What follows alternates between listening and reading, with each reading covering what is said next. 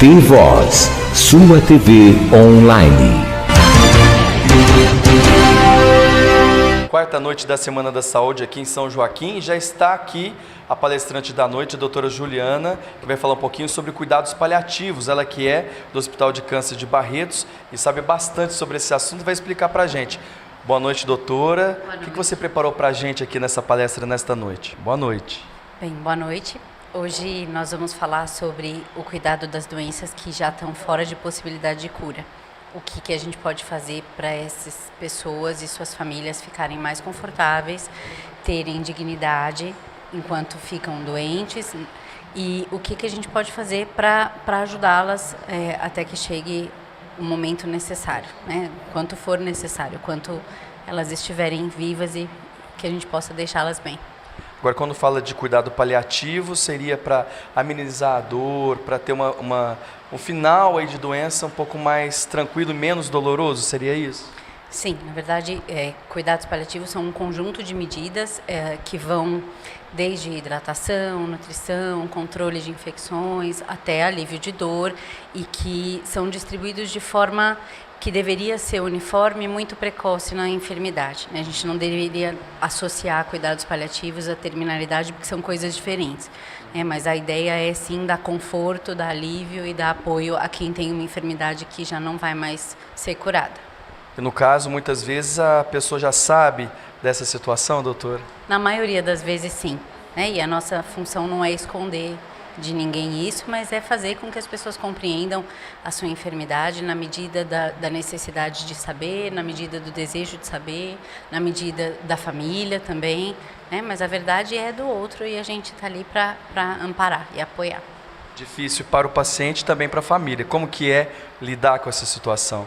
Na verdade, o paciente e a família, eles são considerados quase como a mesma coisa para a gente, né? Porque as duas metades merecem apoio e atenção. Não dá para dizer para quem é mais difícil, né? Mas são sofrimentos distintos de quem enferma e de quem cuida de um enfermo. Então, a nossa função é cuidar das duas partes. Para a gente encerrar, estamos aí na 16ª edição da Semana da Saúde. Como que você vê nessa semana que discute a promoção da saúde, a prevenção e também a discussão aí sobre doenças? Como que você vê a realização de semanas da saúde como essa? Eu acho que esse tipo de evento é fundamental e tem que ser cada vez mais frequente na realidade do nosso país, né, porque nós temos uma população que busca informações e que, de posse de mais informações, pode exigir seus direitos e agir de uma outra maneira em relação a si mesmos, né? Então, tudo que conscientiza e promove saúde, bem-estar e informação é extremamente benéfico. Obrigado pela participação e parabéns pelo trabalho, tá bom, doutora? Muito obrigada. Ao meu lado está o diretor de saúde, Dr. Rangel, que vai falar com a gente aqui sobre a quarta noite da Semana da Saúde aqui de São Joaquim, uma palestra muito esperada, casa cheia. Dr. Rangel, satisfeito aqui hoje com o número de pessoas presentes aqui nesta noite, um assunto muito importante sobre cuidados paliativos, com uma profissional bastante renomada. Boa noite. Boa noite, Estevam. Casa lotada, a gente ficou muito feliz. Auditório Arthur Parada lotado para essa palestra que talvez seja a palestra que a gente tenha a maior ansiedade, né? Eu e a Aline, nós temos buscado esse tema já há 2 anos e tenho certeza absoluta que acertamos na profissional. Uma profissional gabaritada, doce, uma pessoa que passa uma energia positiva, uma pessoa com experiência nessa área, vem falar sobre um tema muito importante, que é o cuidado paliativo naquela fase onde as pessoas enfrentam, talvez, muitas delas, o final da vida. Então isso vai abrir a cabeça das pessoas que estão aqui. É um tema muito interessante, tenho certeza que muitas pessoas têm dúvida em relação a isso. E ela, antes um pouco, conversando comigo e com a Aline, disse que os cuidados paliativos também não envolvem só o caminho da morte, né? E muitas pessoas têm uma sobrevida muito grande, tem às vezes alta do hospital, ela estava explicando para mim e para a Aline, justamente por receberem adequadamente esses trabalhos de cuidados paliativos. Então a gente tem uma ansiedade muito grande. E eu tenho certeza absoluta que será uma das grandes palestras dessa 16ª Semana da Saúde. Estamos encaminhando para o final aí da Semana da Saúde, Rangel. Já fazemos um balanço positivo aí dessa semana de palestras aqui na Semana da Saúde? Positivo, né? Porque nós estamos aí promovendo ações de prevenção, né? Não só em doença, né? Em qualidade, mas também em qualidade de vida, em superação, né? Em assuntos antes não tratados aqui, numa forma tão coletiva, com tantas pessoas presentes. Então o saldo é sempre positivo. Investir em prevenção, investir em qualidade de vida, investir na parte psicológica da pessoa, na autoestima, isso é muito importante, também envolve a saúde da pessoa. Tá certo, Rangel. Então o convite que fica, sexta-feira, última palestra dessa semana, encerrando essas atividades importantes que fala sobre a promoção da saúde, a prevenção e muito mais. Qual que é o convite que fica para a população para essa sexta-feira? Olha, Estevão, eu e a Aline convidamos a todas as pessoas a estarem presentes no encerramento amanhã com a Camille, que é um exemplo de superação, adaptação. Pelo jeito também é uma pessoa muito simpática, teve alguns contatos com a Aline e está com uma energia muito positiva para poder passar a vocês alguma experiência de vida que é muito importante. Então a gente convida todos a estarem presentes com o encerramento, para a gente fechar com chave de ouro, e o auditório que esteve todos os dias lotado, nós esperamos estar amanhã super lotado. Aguardamos a presença de vocês no encerramento dessa 16ª Semana da Saúde. Agradecer aqui ao prefeito Marcelo Lian por todo o investimento que faz na área de prevenção, e muito especial todos os anos nessa Semana da Saúde, que é uma marca, né? Na verdade, para São Joaquim da Barra, é uma marca muito positiva que traz informação e qualidade de vida a todas as pessoas. 16ª Semana da Saúde de São Joaquim da Barra orgulhosamente apresenta a doutora Juliana Beraldo Ciordia.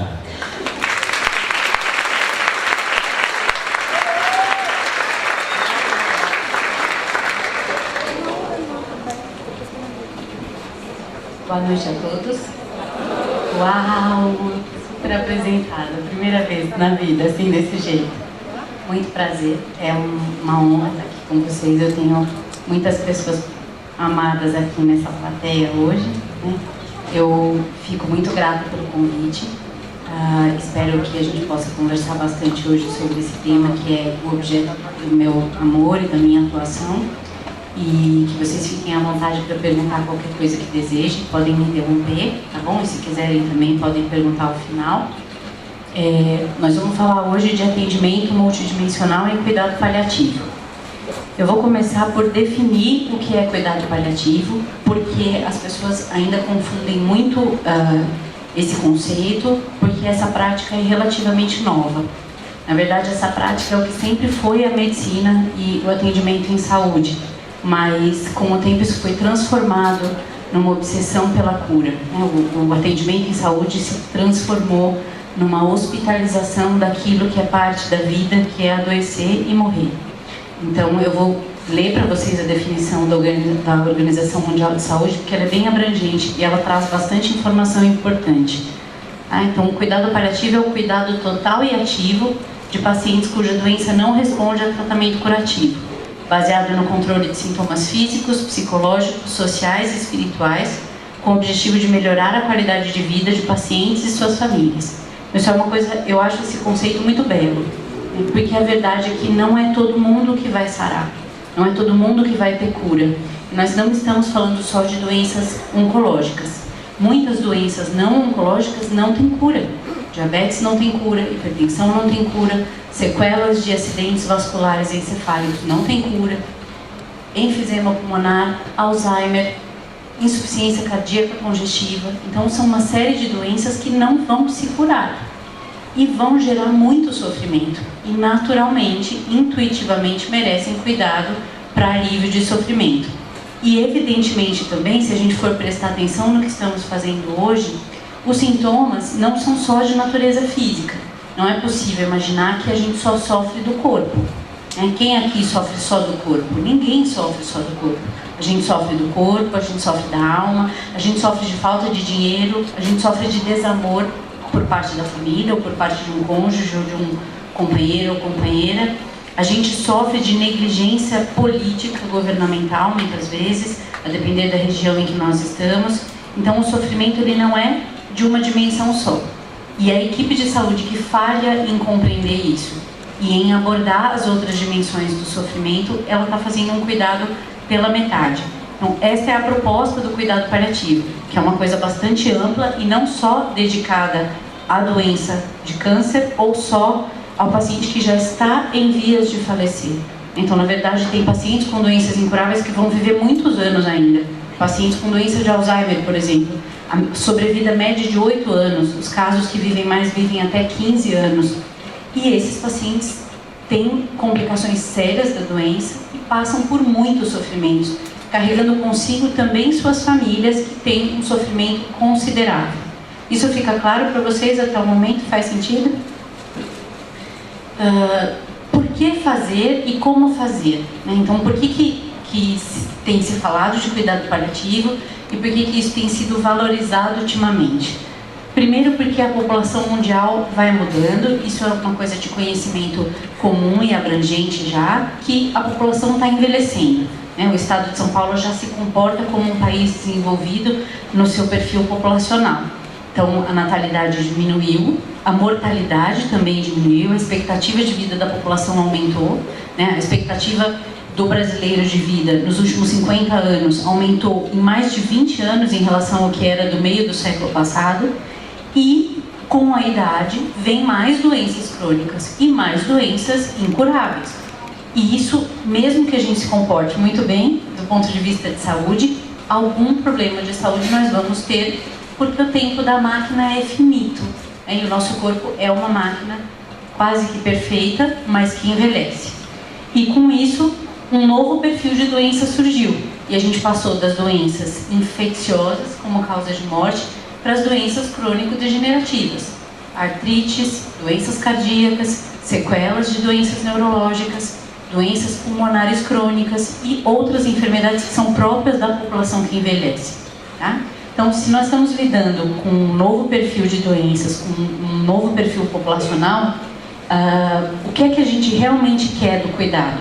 O que a gente quer vai ser sempre cura, ou o que a gente quer vai ser conforto, alívio e qualidade de vida? Então, existe a necessidade hoje em dia de balancear essas duas coisas, porque nem tudo vai ser curável. Para vocês terem uma ideia do ponto de vista estatístico, na população adulta e no idoso, quase que 60% dos cânceres não tem cura. Então, a partir do momento que uma pessoa recebe esse diagnóstico, ela pode estar nos 40% que vão ser curáveis ou nos 60% que não vão ser curáveis. E aí, o que é que vamos fazer? Nós vamos abandonar essas pessoas que têm doença incurável à própria sorte, ou a gente vai trabalhar para aliviar as mazelas que estão atreladas ao desenvolvimento dessas doenças. Tá? De uma outra reflexão ainda acerca da necessidade dessa modalidade de tratamento. Existe uma necessidade na gestão de recursos, porque o sistema de saúde vai precisar se adaptar a uma população que envelhece e porque a gente vai precisar gerenciar adequadamente o perfil de paciente que deverá ir para a unidade de terapia intensiva, o perfil de paciente que será atendido em casa, que será hospitalizado, que falecerá numa enfermaria, que deseja morrer em casa, assistido por uma equipe de atenção domiciliar, como são as equipes do Melhor em Casa, por exemplo. E isso tem um peso muito grande do ponto de vista de política pública de saúde, porque é dever da equipe de saúde e da população zelar pelos recursos públicos. Isso é dever da população e das equipes de saúde, porque somos nós que nutrimos este dinheiro público. Então, se ele for bem empregado e ainda mais para aliviar sofrimento, tanto melhor. Tá? Então, esses são outros pontos a serem considerados. Quais são os objetivos dos cuidados paliativos? Essa aula ela é divididinha bem teórica, do jeito que eu aprendi. Então, assim, eu não vou trazer músicas maravilhosas, eu não vou trazer pinturas maravilhosas, mas eu estou falando do que eu amo, né? E a ideia é instruir vocês um pouquinho sobre esse conceito. É preciso saber que, em cuidados paliativos, o paciente e a família estão no centro do cuidado. Isso parece um clichê, mas não é, tá? Porque existe uma prática de saúde que ainda é extremamente paternalista. O que quer dizer isso? O que o médico quer é o que manda. E não é assim que a gente pode continuar fazendo cuidado em saúde. Porque aquilo que é bom para a equipe não necessariamente é bom para o doente. Então, se formos perguntar a um idoso que já foi entubado 2 vezes com um enfisema descompensado, que passou mais de mês na terapia intensiva e que sobreviveu, muito provavelmente ele vai lhe dizer: eu não quero voltar para aquele lugar. Mas e se o senhor piorar? Eu quero tranquilidade. O que eu não quero é sofrer, mas eu não quero mais ser colocado num ambiente de terapia intensiva. Ou eu não quero que me entubem, ou eu não quero que me ressuscitem caso eu tenha uma parada, porque eu acho que eu já vivi o suficiente e eu não quero viver mal. E isso precisa ser ouvido, porque o que é importante é o que o outro deseja. Cada um sabe, dentro de si, o que é qualidade de vida para si mesmo. Então, o que para mim significa qualidade de vida não necessariamente é igual para o outro. Então, muita gente diz assim para mim: nossa, mas você só cuida de paciente com doença incurável. Por que você foi fazer isso? Eu digo: porque eu amo o que eu faço. E isso para mim é uma qualidade de vida altíssima, que eu tenho a oportunidade de fazer o que eu amo e que isso sirva ao outro. Isso me satisfaz e é bom. Para outra pessoa pode não ser bom. E não significa que eu estou certa. Eu estou certa para mim, mas não para o outro. E isso é uma coisa que aparece de maneira muito importante numa doença incurável. Os desejos do paciente, os desejos da família com relação àquele ente querido que adoece. Então, não esquecer que essas duas partes estão no centro do cuidado. O controle de sintomas, que é o primeiro objetivo do cuidado paliativo. E controlar esses sintomas é a primeira parte de fazer cuidado paliativo. O que eu quero dizer com isso?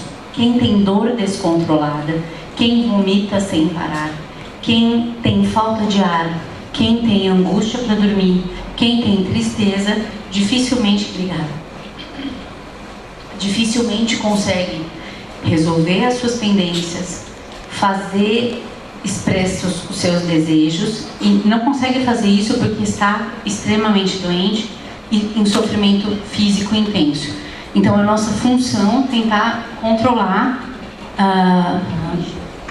é nossa função abordar esses sintomas, né, tanto os físicos, como os psicológicos, como os espirituais, e usar uma equipe para isso. Tá? Então, o cuidado paliativo é outra coisa que... Quantos profissionais da área da saúde a gente tem aqui? Levantem a mão, por favor.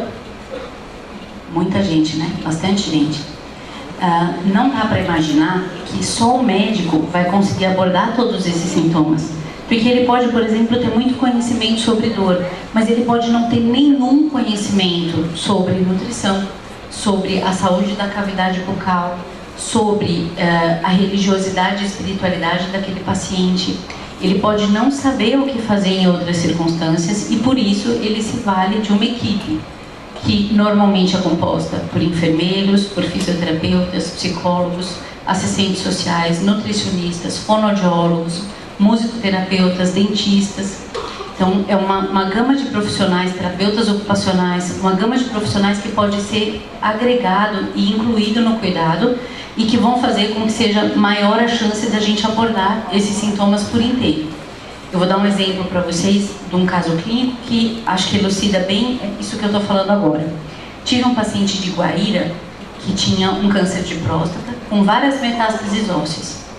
E ele teve uma coisa que a gente chama de compressão medular. Uma das metástases apertou a medula e ele ficou paraplégico.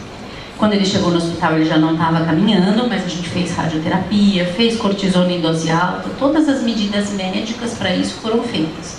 E ainda assim ele não recuperou o movimento.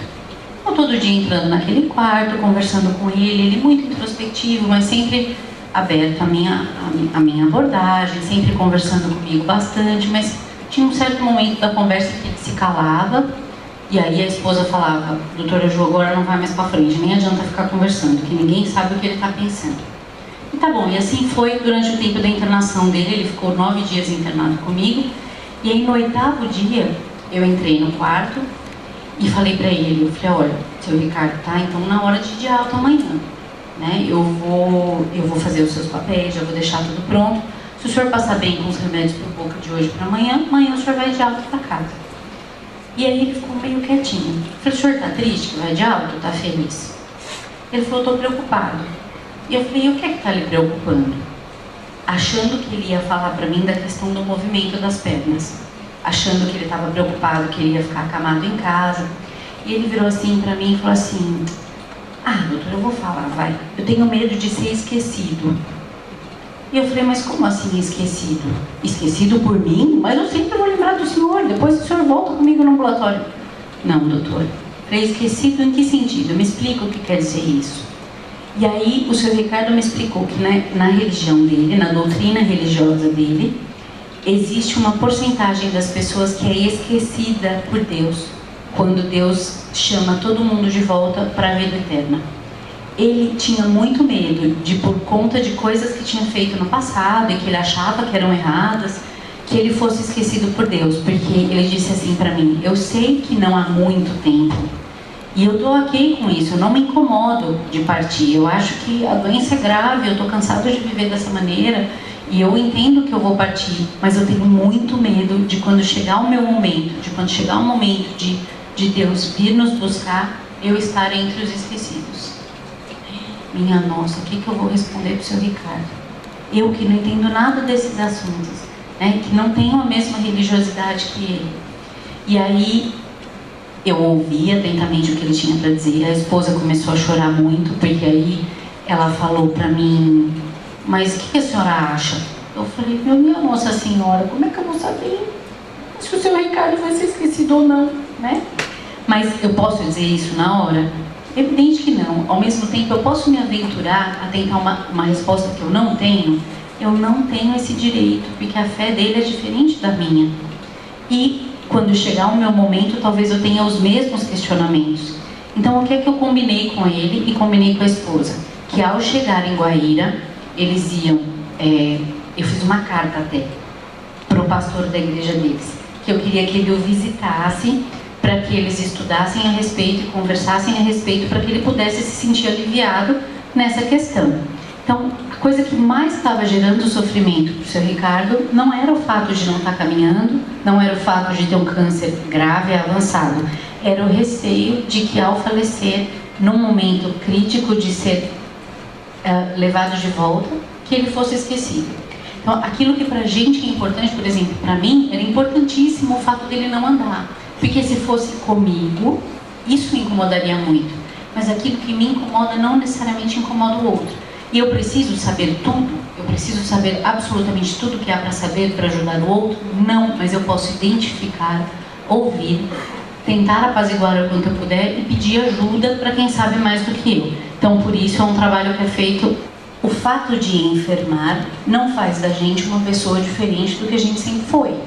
Então, é fato que a gente precisa começar a encarar a enfermidade como parte de uma pessoa, mas não como uma pessoa inteira. Porque essa pessoa tem uma biografia, ela tem uma história de vida, e a verdade é que a história de vida dela é sempre maior do que a doença. A doença é uma parte da vida dela.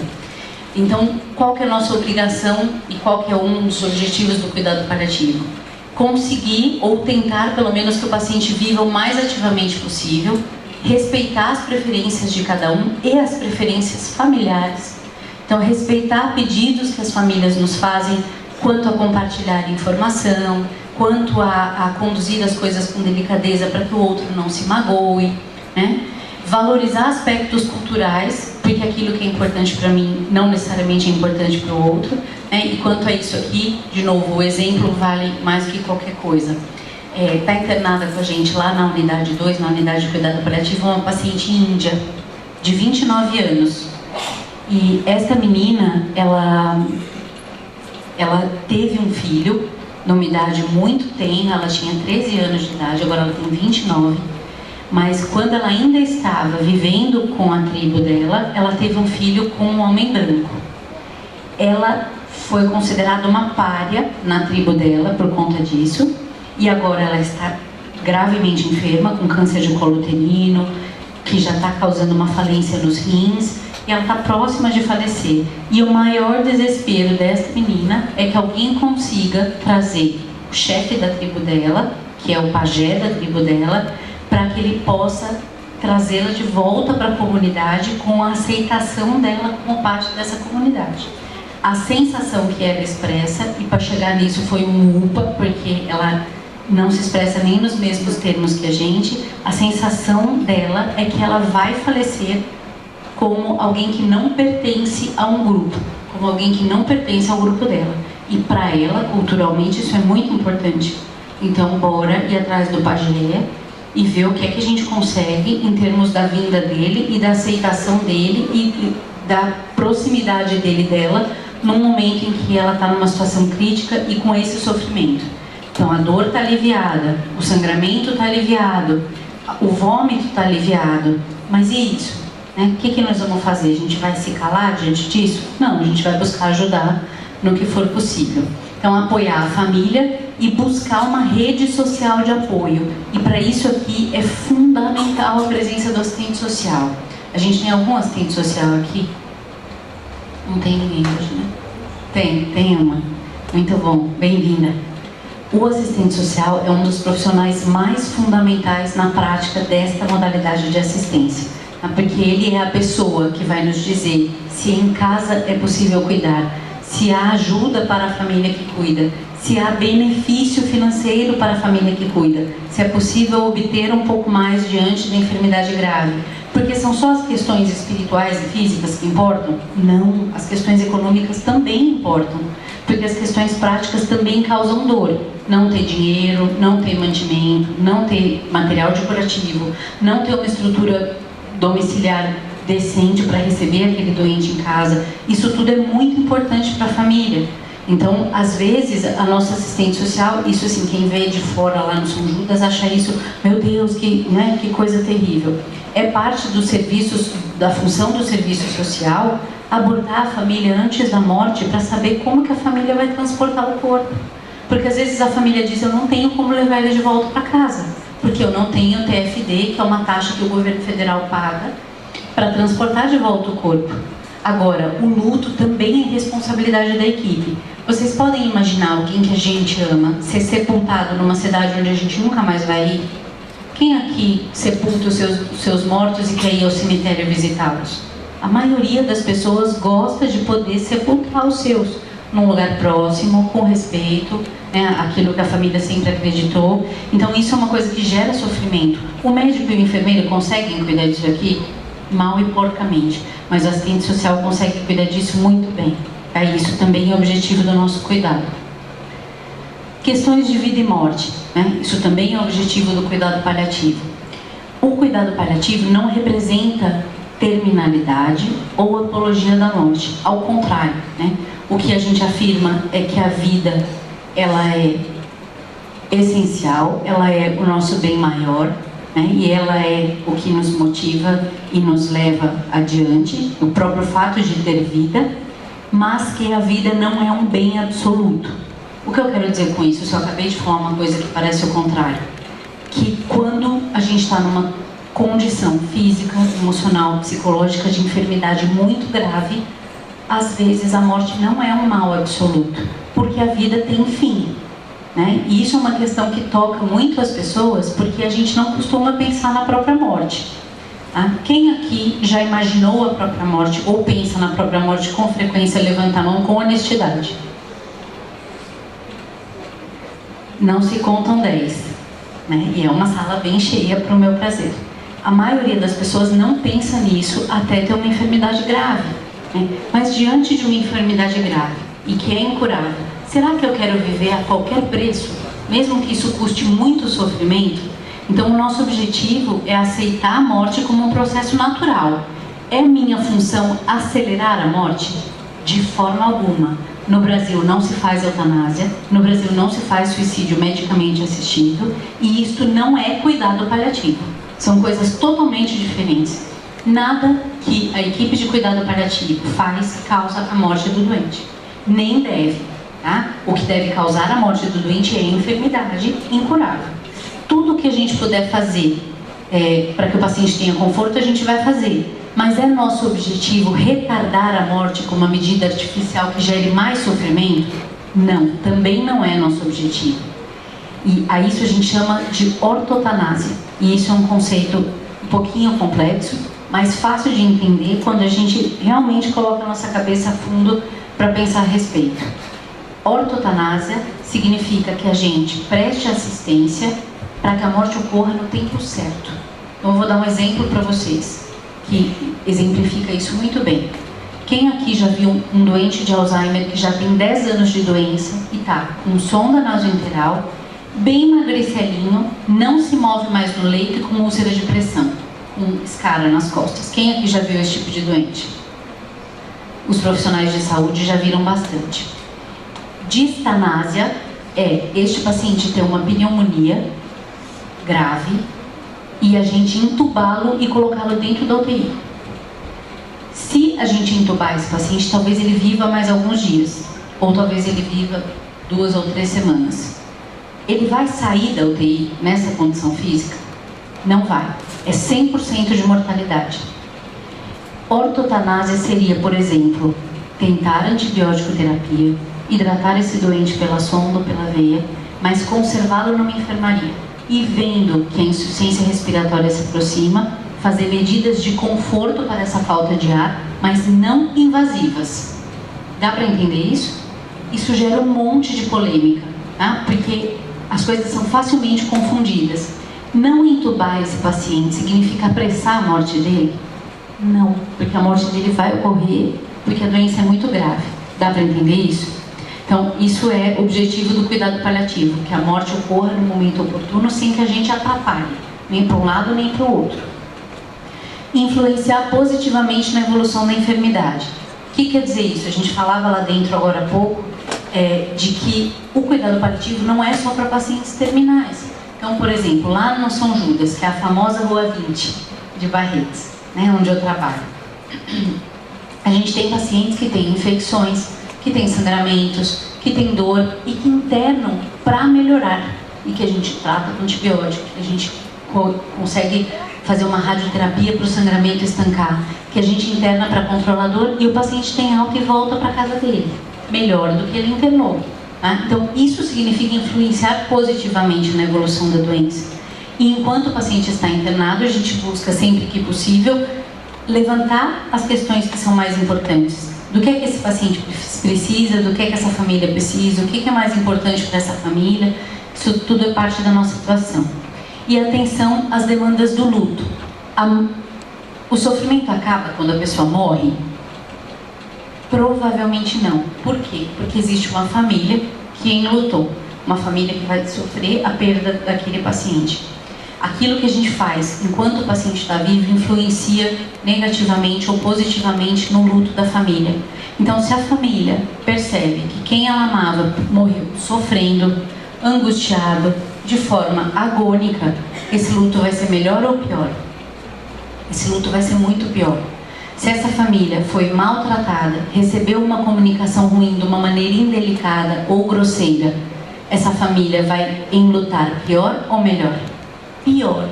Fica uma marca na história da família de um atendimento e de uma atenção que foi inadequada, lesiva, que machucou. É nossa obrigação zelar por isso, identificar risco de luto complicado, que algumas famílias têm por seus motivos, isso é escopo de outra aula, e tentar abordar isso para que isso seja minimizado o quanto possível.